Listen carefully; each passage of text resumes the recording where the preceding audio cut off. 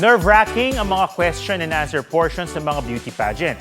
Pero may isang kandidatang idinaan ito sa humor. Nag-request siya ng interpreter, pero may plot twist. Usuan na yan sa report ni Oscar Oida. Ladies and gentlemen, sa mga naniniwala sa kasabihang kung kaya ng iba, ipagawa mo sa kanila. What would you tell them and why? Ang magandang dilag na ito na siguro ang inyong patrona. Is it okay that if you can provide an extra mic from my interpreter? Thank you so much. May I have the question?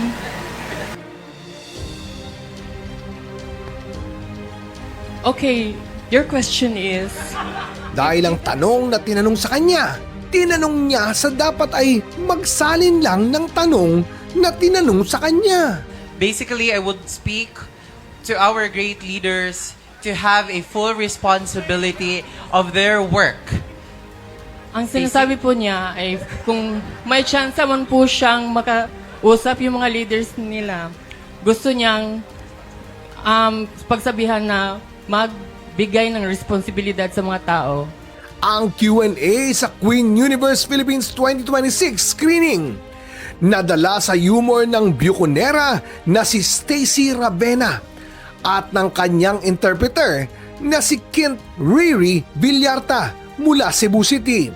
Ang interpreter may interpretation saka na-interpret ng mismong kandidata. Especially with all the political controversies. Kasi yung country natin ay ang dami na pong problema. So dapat tantanan na.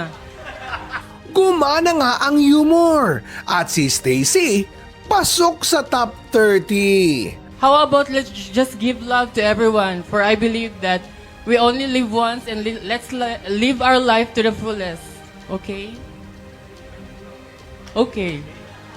Oscar Oida, GMA News.